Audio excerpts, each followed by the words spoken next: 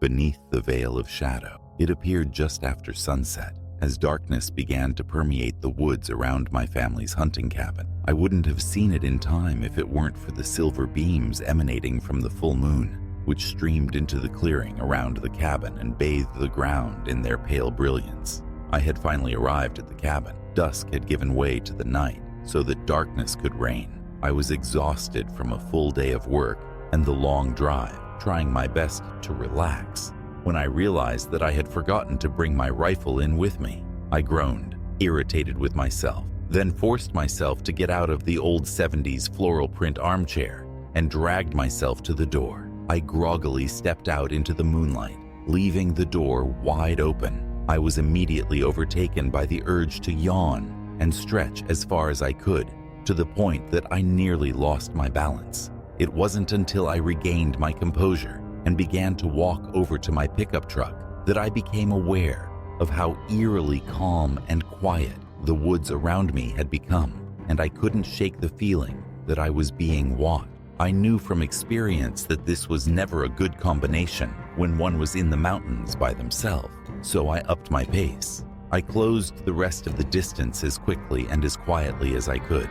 My eyes searched the edge of the woods for any movement or any sign that something may be there. Upon reaching my truck, I stood still for a moment, then looked around and listened intently before I pulled the passenger side door open. Believing that the coast was clear, I stepped up onto the sidebar and reached into the back seat for my gun case. I then felt a piercing gaze fall upon my back and grabbed onto the seat before I slowly turned myself around. That's when I saw it. Peeking around from the back corner of the cabin was what appeared to be the head of some sort of canine. The only feature that I could make out for certain at that moment was its shimmering red eyes, locked onto mine. I froze in place, unblinking, and felt a wave of tension and anxiety wash over me. I didn't dare move, lest it would approach.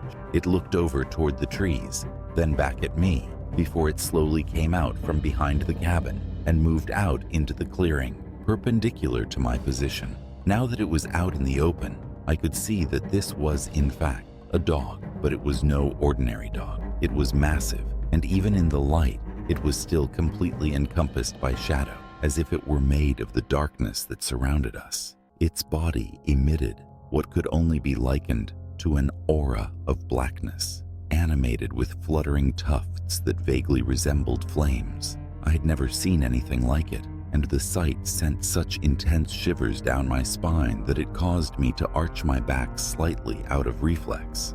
I knew exactly what it was doing, sizing me up. I slowly reached my hand down to my hip where I usually keep my sidearm, realizing much to my dismay that I had left it on the coffee table inside the cabin, along with the backpack containing my rifle ammunition. I watched as it turned its head toward the tree line, then proceeded to throw its head back and let loose an unearthly, ominous howl before it lowered its gaze back to me.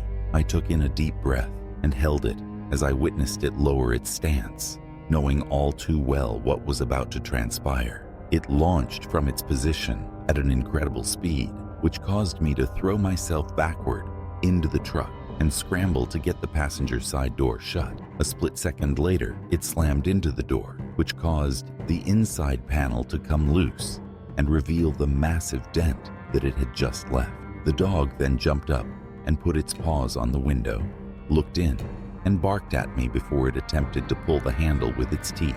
Bewildered, I reached forward and slammed the locking pin down, which caused the shadow dog to cock its head, almost as if in confusion.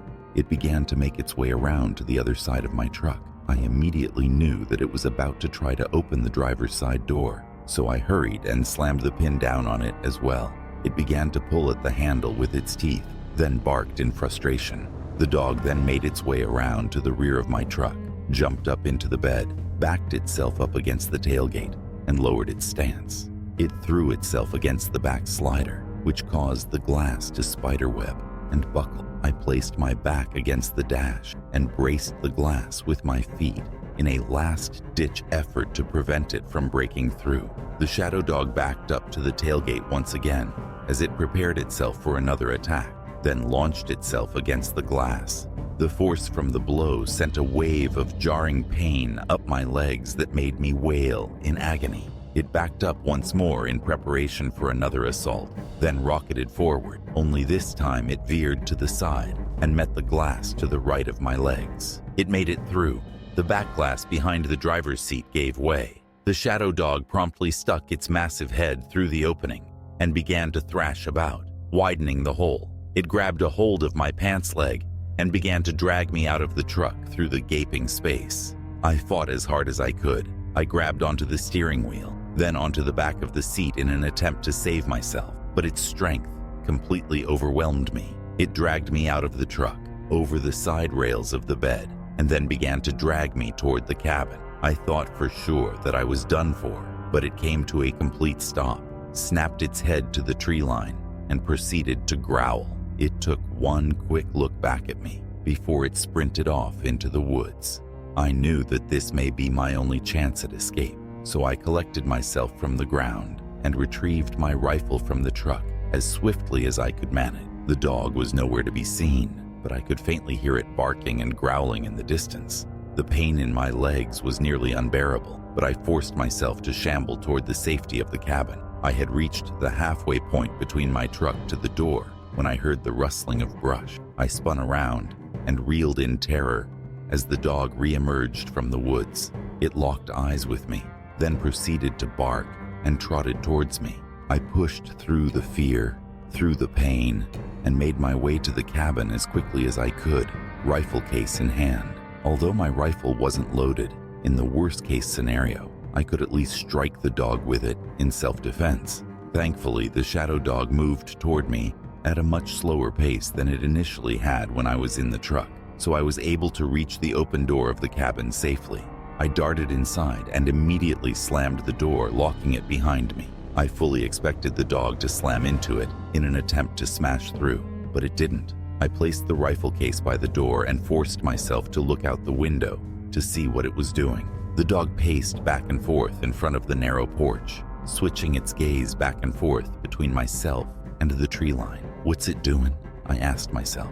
It had been trying its damnedest to get to me in the truck, but now it was just pacing, watching. It didn't rush the door, nor did it try to break through a window. It didn't even make a sound. It just marched, watching intently. I kept my eyes fixated on it through the window as best I could, whilst retrieving my sidearm from the table and the rifle ammunition from my backpack. I placed my magnum on my hip and loaded the rifle to make sure that I was ready for the next assault. The shadow dog paced several more times before it made its way around the corner to the back side of the cabin. I made my way toward the back wall and watched for it through the window for some time, but it was nowhere to be seen. Then I heard a knock at the front door. A knock? A dog would scratch at a door, maybe even whine or bark, but knock. Although the chances were astronomically low, this could be a person lost in the woods who sought refuge. If it was, I had to get to them before the dog did. "Hello, who's there?" I called out as I made my way across the cabin, but there was no response. I was met with only another series of knocks. Upon reaching the door, I called again. "Hello? Help me." A faint, steady voice finally answered. "I'm lost and tired and hungry. Please let me in. There's some sort of strange animal out here. It's after me." I unlocked the door and began to push it open. I managed a gap of only a few inches before something slammed against it, which sent me flailing backward onto the floor. I then heard the familiar growling and barking, followed by the sounds of tearing flesh and a blood-curdling screech. The dog had gotten to them first. The sounds began to retreat from my door. I assumed that the dog must be dragging them away into the woods, so I grabbed my rifle in hopes that I might be able to save them. I threw open the door only to find the shadow dog outside alone, staring off into the trees. It turned back and looked at me, then began to bark wildly. Although I was bemused to find it alone with no sign of the other person, I wasted no time in pulling the door shut, then quickly slammed the bolt back into place. Again, I fully expected the dog to slam into the door after me, but it didn't. It only barked at me a few more times before it resumed pacing in front of the porch. It continued this behavior for a while, then came up onto the porch and laid down. It fixed its gaze outward onto the tree line and began to emit a low, unsettling growl. I couldn't believe it. Its behavior was completely different from what it had initially displayed while I was outside. Still, I didn't trust this creature. It had attempted to harm me once before, and it very well may try to do so again. I was armed and ready, though I wasn't sure if firearms would affect it whatsoever. I watched it through the window for nearly the entire night, waiting for any change in its behavior. The shadow dog eventually stood up and paced again, fixated on the tree line. It stopped and looked back at me through the window, locked its eyes onto mine for a brief moment, and then made its way toward the woods, barking the entire way. I watched and waited, wondering if it was gone for good. It had been a few hours since the dog disappeared into the woods, and I hadn't heard so much as a peep after the barking faded into the distance. It was eerily silent once again, until a set of red eyes appeared just inside the tree line, watching me. Admittedly, I was not only terrified, but also aggravated beyond all reason about my current situation, and inconceivably tired. I was accustomed to being the hunter, not the prey, and I wasn't about to let that change. I refused to be stalked by this mutt. The sun would be rising any minute. I picked up my rifle and threw open the front door in anger, stepped outside, and called arrogantly into the waning night. "I've had enough." As I aimed my rifle toward the glowing eyes, I was met with the most sinister and horrific screeching sound imaginable, as if 1,000 banshees were wailing all at once. Ice ran through my veins, and my hands trembled so intensely that I nearly dropped my firearm as a new monstrosity emerged from the tree line. It stood on 2 legs and was about the size of a person, bearing a gaunt form. It was hunched over. Its long arms dangled toward the ground, ending in clawed hands. Its pale skin, dotted with deep teeth marks and gashes that seemed freshly healed, clung to its toned musculature. The sight sent a rush of disgust into my deepest bowels. It had piercing red eyes, like the dog, but its presence was altogether different. It screeched once again, pulling back its pointed ears as it revealed its long, sharp fangs and flared its flat, upturned nostrils. It was at this moment I accepted, no matter how much I initially detested the thought, that I was the prey in this situation. I knew that I looked like a 7-course meal to this abomination. It lowered its stance and raised its arms out to the side with its claws spread wide. I readied my rifle, prepared to place as many shots as I could into it in an attempt to take it out, or at the very least, slow it down so that I could retreat within the cabin. It began to close the distance between us at a blinding speed. I backpedaled slowly as I repeatedly fired and cocked my rifle as fast as I could. My shots seemed to be ineffective. They caused no real damage and failed to slow it down. The magazine in my rifle quickly became empty, so I threw it towards the creature. I drew my magnum from its holster and kept firing as I continued to move backward until the worst possible thing happened. I tripped. It had nearly reached me when all of a sudden the shadow dog appeared out of the darkness. It slammed into the foul creature full force, sending it spinning and bouncing across the ground until it managed to slam a clawed hand into the dirt and skid to a stop. The abomination screeched at the shadow dog and bared its fangs, but it didn't attempt to strike back at the dog whatsoever. It tried to come for me once again instead. I readied my magnum, but was met with a dull asterisk click asterisk. When I attempted to fire, it was empty. The dog struck once again, but this time it found a firm hold upon the creature and refused to let go. They rolled around on the ground, each trying to get the upper hand on the other until the dog finally pinned it down. The sun then began to rise. The blinding rays caused the skin of the creature to boil and sizzle as it shrieked in pain, and it tried to escape the clutches of the shadow dog to no avail. Overwhelmed by the brilliance of the sun, the abomination's flesh gave way to bone before erupting in flames and burned until nothing remained of the creature but ash. The dog howled in triumph as the sun began to unravel the shadows that consumed it, revealing a much smaller, less threatening form. I could now see the true form of the dog underneath. It was my best friend who had been killed, trying to protect me many years ago. I couldn't believe my eyes. "Oh my God, that you, boy? I'm so happy to see ya," I called to him. I was not only dumbfounded, but also elated to behold such a sight. He threw his body against mine and began to lick my face. Tears streamed down my cheeks. I never thought I'd see you again.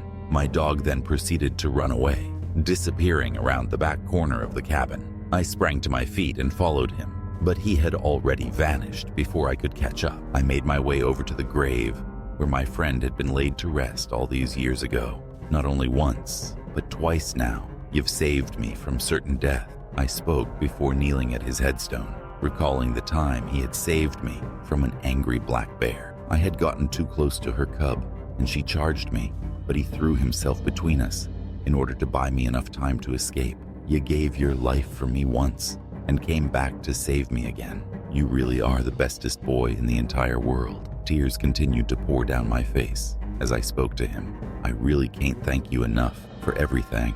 You deserved a much better, longer life. The wind picked up and blew the fallen leaves around. Your life may have been cut short, but that didn't stop you from watching out for me, did it? You've always been here and in my heart. I'll never forget you long as I live.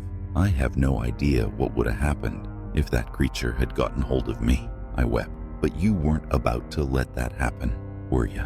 I love you, boy. Afterward, I became obsessed with researching the incident, soaking up every last piece of information that I could find. The closest thing that I could come up with in regards to the abomination was that it was some sort of vampire. According to old folklore, they cannot come inside of your home without permission. They must be invited in or wait for you to venture out into the darkness on your own. The longer they go without feeding, the more feral and grotesque they become, which explains its appearance. I fully understand what my old canine companion was trying to do, ensure my safety by forcing me inside of the cabin and prevent that creature from reaching me. I know that he was fully aware of the danger that awaited me just outside the door, but what I still don't understand is how he managed to return in such a terrifying, brooding form, no less. I couldn't find anything to help shed some light on the phenomenon, not a single account where this had happened before. Still, and yet, he somehow returned from the grave to protect me. Perhaps the bond of friendship has simply proved itself stronger than even the grip of death. I've never been more thankful for anything in my entire life. Not only did my best friend save my life once again, but I also got to see him one last time. What more could you possibly ask for?